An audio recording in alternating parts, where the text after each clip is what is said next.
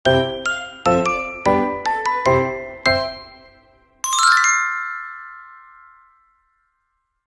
Assalamualaikum warahmatullahi wabarakatuh. Selamat pagi semuanya. Yang terhormat Ibu Maimulianingsi, SEMAK CFA, selaku dosen mata kuliah Practice of Advanced Financial Accounting, serta teman-teman yang menyaksikan video ini. Perkenalkan, kami dari kelompok 1 dari kelas 6A Akuntansi. Pada kesempatan kali ini, kami akan mempresentasikan materi sebagai bagian dari pemenuhan tugas evaluasi akhir semester pada mata kuliah Practice of Advanced Financial Accounting. Dan melalui presentasi ini, kami akan menjelaskan mengenai materi terkait akuntansi konsinyasi atau konsinyur. Dan sebelumnya, izin memperkenalkan diri, nama saya Nisa Fadila dengan NPM 155. Nama saya Petronella Fitri Jaran, NPM 024. Nama saya Olivia Winingrum dengan NPM 027. Saya Kaifa Edi Santoso dengan NPM 051. Nama saya Sestari dengan NPM 062. Nama saya Rosiana Dewi dengan NPM 071. Nama saya Andini Beva Marifa dengan NPM 135. Baik, pemaparan yang pertama akan dibacakan oleh saya sendiri. Sebelumnya, apa itu konsinyasi atau konsinya? Konsinyasi atau konsinya adalah pihak yang menerima barang titipan dari pemilik barang atau konsignor untuk dijual kepada pelanggan. Nah, dalam sistem konsinyasi, hak kepemilikan barang tetap berada pada konsignor sehingga barang berhasil terjual. Selanjutnya, konsinyasi bertindak sebagai perantara penjual dan memperoleh komisi sesuai kesepakatan. Dan mengapa pencatatan akuntansi konsinyi penting? Nah, yang membedakan barang titipan dengan persediaan itu milik sendiri, lalu menentukan komisi dan biaya yang menjadi hak atau tanggungan masing-masing pihak, lalu menyajikan laporan keuangan yang akurat dan menghindari kesalahan pengakuan aset maupun pendapatan. Selanjutnya, slide ini kita akan membahas mengenai manfaat konsinyasi. Konsinyasi memiliki manfaat bagi dua pihak, yaitu pihak pengamat atau pemilik barang dan pihak konsumen. Maaf, mic-nya belum nyala. Oh ya, maaf. Dari ulang ya, slide ini kita akan membahas mengenai manfaat konsinyasi. Konsinyasi memiliki manfaat bagi dua pihak, yaitu pihak pengamat atau pemilik barang dan pihak konsinyasi atau komisioner yang menerima barang titipan untuk dijual. Bagi pihak pengamat, manfaat utama dari sistem konsinyasi adalah dapat memperluas pemasaran produk tanpa harus membuka toko sendiri atau menambah cabang baru. Dengan menitipkan barang kembali konsinyasi, produk dapat dijual di tempat yang berbeda dan menjangkau lebih banyak konsumen. Hal ini tentu sangat membantu terutama bagi produsen atau pemilik usaha yang ingin memperkenalkan produknya ke pasar yang lebih luas, tetapi belum memiliki tempat penjualan sendiri.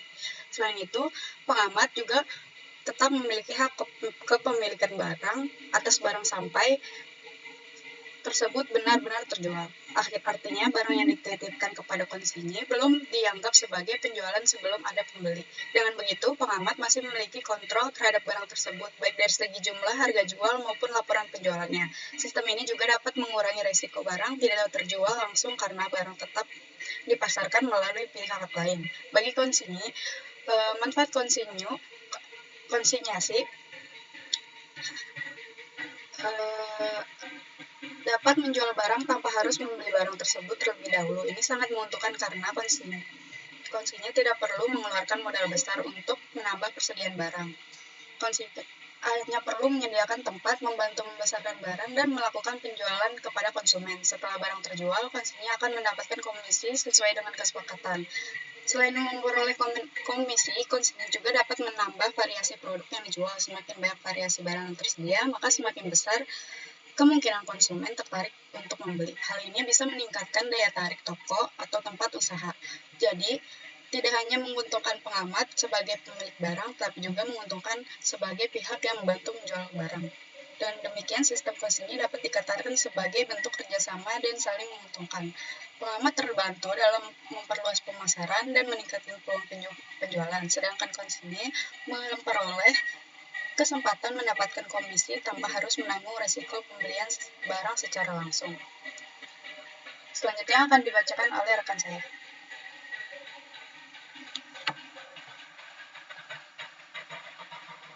Selanjutnya ada prosedur akuntansi konsinyasi untuk pengamat, metode terpisah dan metode tidak terpisah. Materi ini membahas bagaimana pihak pengamat atau konsinyur mencatat transaksi konsinyasi dalam pembukuannya. Terdapat dua pendekatan pencatatan, yaitu yang pertama dalam metode terpisah dan yang kedua metode tidak terpisah, yang masing-masing memiliki cara penyajian berbeda namun menghasilkan laba atau rugi akhir yang sama. Konsep dasarnya ini, barang konsinyasi yang dikirim ke komisioner tetap menjadi milik dan investasi pengamat. Saat barang benar-benar terjual, pendapatan baru diakui dan seluruh biaya yang terkait tetap menjadi tanggung jawab pengamat hingga barang berhasil dijual. Dua pendekatan ini, yang pertama ada metode terpisah, yaitu laba atau rugi konsinyasi dicatat terpisah dari laba rugi penjualan reguler melalui rekening atau barang konsinyasi. Rekening ini didebit dengan seluruh biaya terkait konsinyasi dan dikredit dengan hasil penjualan yang dilaporkan komisioner. Yang kedua, metode tak terpisah. Laba atau rugi konsinyasi tidak dipisahkan, melainkan digabung dengan akun reguler perusahaan seperti penjualan, biaya, dan harga pokok penjualan. Meski pencatatannya berbeda, hasil akhir laba ruginya tetap identik dengan metode terpisah. Selanjutnya akan dijelaskan oleh rekan saya.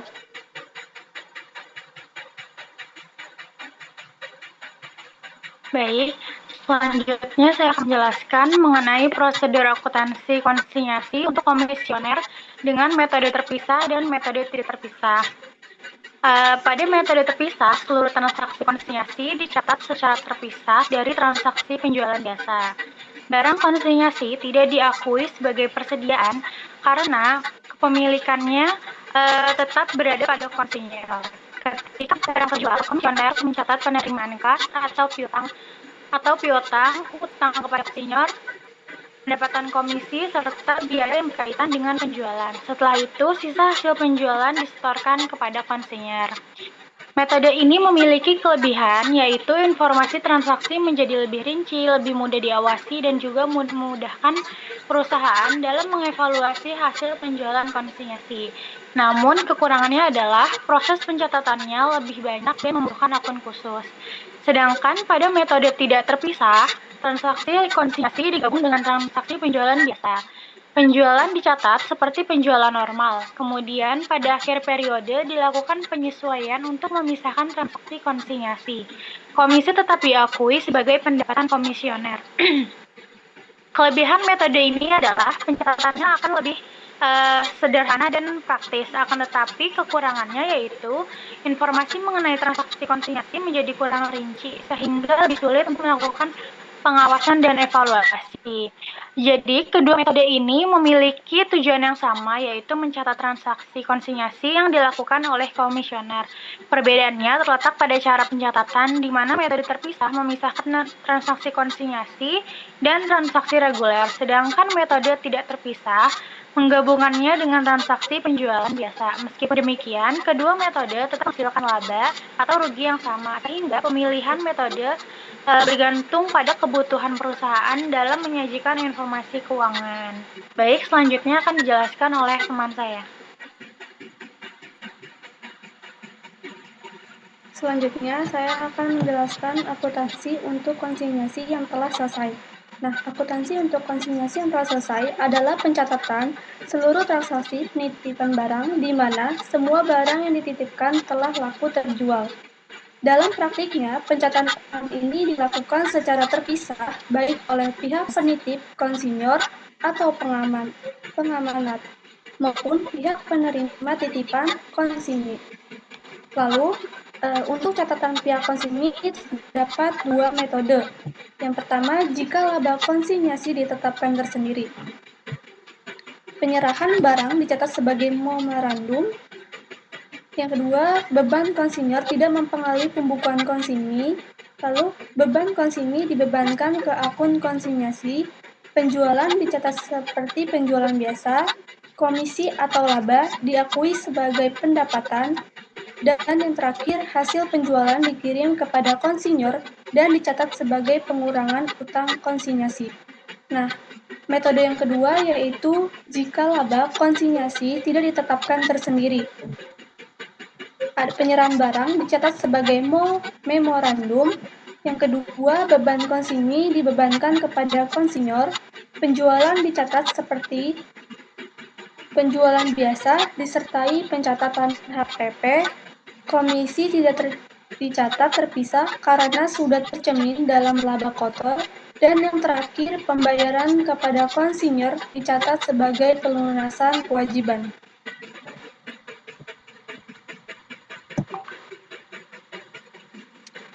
Lanjut. Dan yang kedua, untuk catatan pihak konsinyur sama terdapat dua metode juga.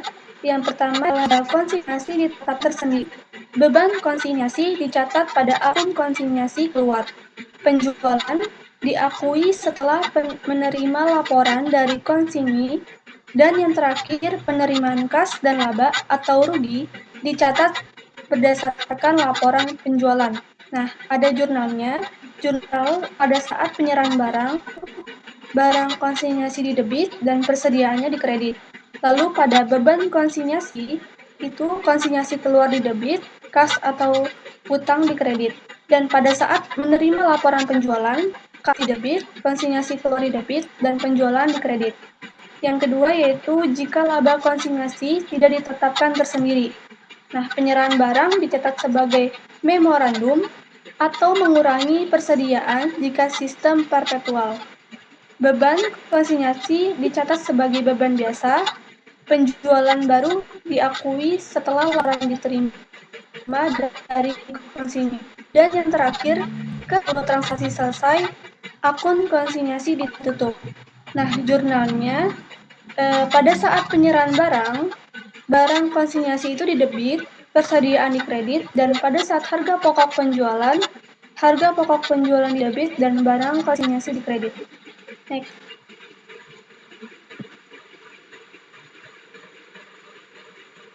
Yang terakhir yaitu konsinyasi tidak diselesaikan dengan tuntas atau akhir periode. Jika pada akhir periode masih terdapat barang yang belum terjual tetap diakui sebagai persediaan barang konsinyasi. Dan yang kedua, beban yang berhubungan dengan barang yang belum terjual ditangguhkan. Yang ketiga, laba hanya diakui untuk barang yang sudah terjual. Dan yang keempat, jika hasil penjualan belum seluruhnya dikirim, dicatat sebagai piutang kepada konsinyasi. Pada saat jurnalnya, saat hasil penjualan belum diterima seluruhnya, yaitu kas di debit, piutang kepada konsinyasi di kredit, konsinyasi keluar di kredit. Selanjutnya akan dibahas oleh rekan saya.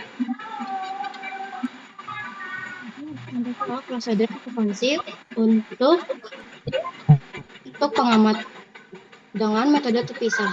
Pada awal tahun 2023, PT ABC mengadakan perjanjian konsinyasi dengan dekan dengan toko XYZ. Isi perjanjian tersebut antara lain: 1. PT ABC akan menitipkan barang kepada toko XYZ. 2. Toko XYZ berhak atas komisi sebesar 15% dari hasil penjualan. Yang ketiga, semua biaya ditanggung oleh PT ABC. Toko XYZ harus membuat pertanggungjawaban secara bulanan.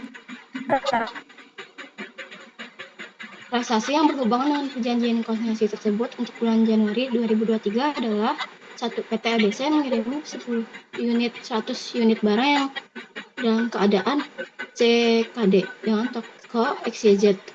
Harga pokok barang tersebut adalah 300.000. sedangkan harga jual ditentukan 500.000. Kedua, PT ABC membayar biaya angkut sebesar 500.000. Toko XYZ menerima pengiriman barang dari PT ABC dan membayar biaya perakitan sebesar 200.000. Yang keempat, toko XYZ berhasil menjual seluruh barang dagangan secara tunai. Toko XYZ mengirimkan laporan hasil penjualan ke PT ABC. Toko XYZ mengirimkan barang yang menjadi hak PT ABC, yaitu pertama penjualan 100 kali 500.000 sama dengan itu 500 juta. Komisi dengan 15% sama dengan 7.500.000. Biaya 200.000 jadi 7.700.000. Kas yang dikirim jadi 42.300, yaitu dari 500 juta dikurang 7.700.000. Jadi jurnal yang harus dibuat oleh PT ABC adalah untuk transaksi yang pertama, barang konyesi pada persediaan dengan 30 juta. Transaksi kedua, barang konyesi pada kas dengan 500.000. Transaksi ketiga, ini tidak dicatat oleh PT ABC. Transaksi 4 ini juga tidak dicatat oleh PT ABC. Transaksi 5 ini dicatat dengan jurnal piutang komisioner dan barang konsinyasi dengan nominal 42.300 dan 7.200 pada barang konyesi dengan nominal 50 juta. Transaksi ini dicatat dengan kas pada piutang komisaris dengan 42.300. Selanjutnya contoh soal prosedur akuntansi untuk pengamat dengan metode tidak terpisah. Pada awal tahun 2023, PT ABC mengadakan perjanjian konyasi dengan toko XYZ. Isi toko perjanjian tersebut antara lain: yang pertama, PT ABC akan menitipkan barang kepada toko XYZ. Yang kedua, toko XYZ berhak atas komisi sebesar 15% dari hasil penjualan. Yang ketiga, semua biaya ditanggung oleh PT ABC. Yang keempat, toko XYZ harus membuat pertanggungjawaban secara bulanan. Transaksi yang berhubung dengan perjanjian konyasi tersebut untuk bulan Januari tahun 2023 adalah: yang pertama, PT ABC mengirim 100 unit barang yang dalam keadaan CKD ke toko XYZ. Harga pokok barang tersebut 300.000, sedangkan harga jual ditentukan dengan 500.000. Yang kedua, PT ABC membayar biaya angkut sebesar 500.000. Yang ketiga, toko XYZ menerima kiriman barang dari PT ABC dan membayar biaya perakitan sebesar 200.000. Yang keempat, toko XYZ berhasil menjual seluruh barang dagangan secara tunai. Yang kelima, toko XYZ mengirimkan laporan hasil penjualan ke PT ABC. Yang keenam, toko XYZ mengirimkan kas yang menjadi hak PT ABC, yaitu penjualan 100 kali 5.000, yaitu 500 juta. Komisi 15%, yaitu 7.500.000. Biaya yaitu 200.000, jadi sama dengan 7.700.000. Biaya yang dikirim itu ada 42.300. Dari mana itu? Dari 500 dikurang 7.700.000.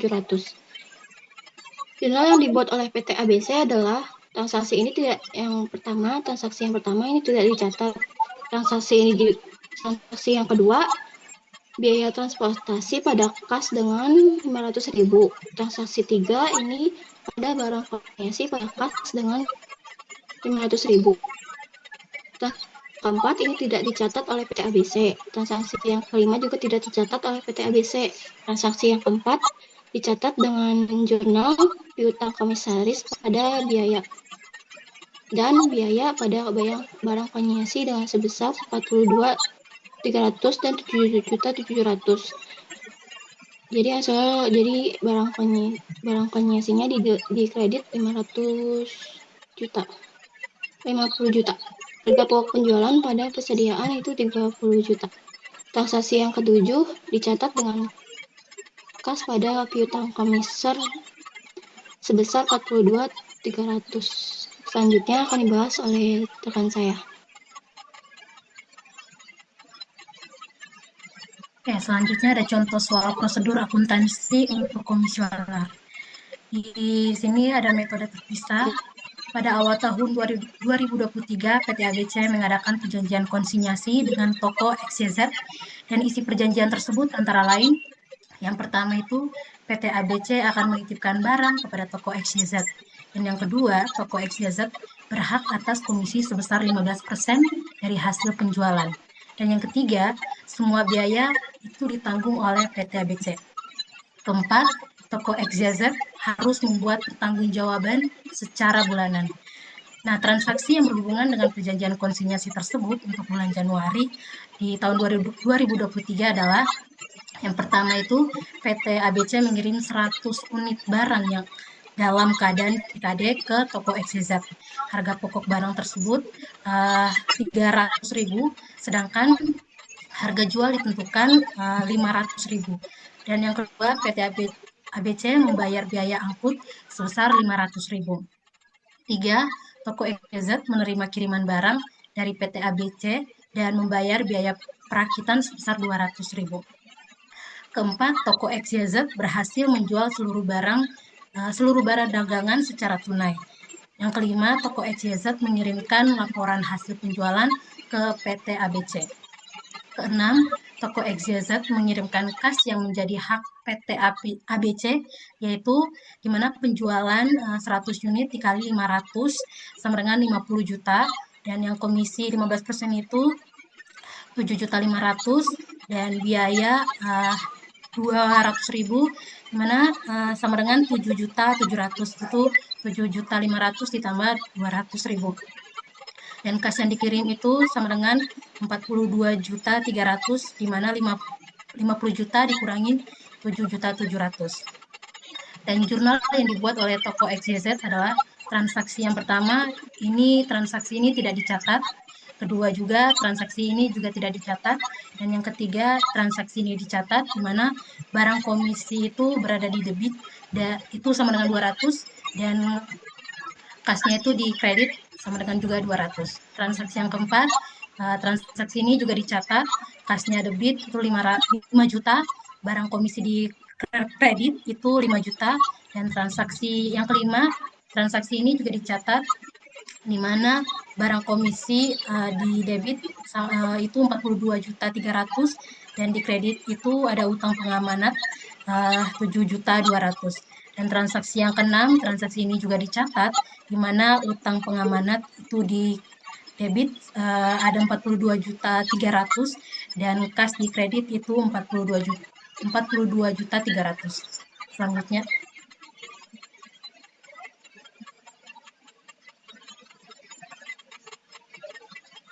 Oke, selanjutnya contoh soal prosedur akuntansi untuk komisioner, di mana ini menggunakan metode tidak terpisah. Pada awal tahun 2023, PT ABC mengadakan perjanjian konsinyasi dengan toko XYZ. Nah, isi toko perjanjian tersebut antara lain, di mana yang pertama itu PT ABC akan menitipkan barang kepada toko XYZ. Dan yang kedua, toko XYZ berhak atas komisi sebesar 15% dari hasil penjualan. Ketiga, semua biaya ditanggung oleh PT ABC. Dan yang keempat, toko XYZ harus membuat pertanggungjawaban secara bulanan. Nah, transaksi yang berhubungan dengan perjanjian konsinyasi tersebut untuk bulan Januari tahun 2023 adalah yang pertama, PT ABC mengirim 100 unit barang yang dalam keadaan CKD ke toko XYZ. Harga pokok barang tersebut 300.000, sedangkan harga jual ditentukan 500.000. Dan yang kedua, PT ABC membayar biaya angkut sebesar 500.000. Dan yang ketiga, toko XYZ menerima kiriman barang dari PT ABC dengan membayar biaya perakitan sebesar 200.000. Dan yang keempat, toko XYZ berhasil menjual seluruh barang dagangan secara tunai. Kelima, toko XYZ mengirimkan laporan hasil penjualan ke PT ABC. Dan yang keenam, toko XYZ mengirimkan kas yang menjadi hak PT ABC, yaitu penjualan 100 unit dikali 500.000 sama dengan 50 juta, komisi 15% itu 7.500.000, biayanya 200.000, dan sama dengannya itu 7.700.000, di mana 7.500.000 ditambah 200.000. Dan kas yang dikirimnya itu 42.300.000, di mana 50 juta dikurangi 7.700.000. Dan jurnal yang dibuat oleh toko XYZ adalah transaksi pertama itu transaksi ini tidak dicatat, dan yang kedua juga tidak dicatat, dan yang ketiga transaksi ini dicatat di mana utang pengamanat di debit sebesar 200.000 dan di kredit itu kas sebesar 200.000. Dan transaksi 4 juga ini juga dicatat di mana kas itu sebesar 50 juta itu di debit dan penjualan di kredit itu sebesar 50 juta. Dan harga pokok penjualan di debit sebesar 42.500.000 dan utang pengamanat yang di kredit sebesar 42.500.000. Transaksi 5 tidak dicatat dan transaksi 6 ini dicatat di mana utang pengamanat itu di kredit sebesar 42.300.000 dan kasnya itu di debit sebesar 42.300.000. Selanjutnya.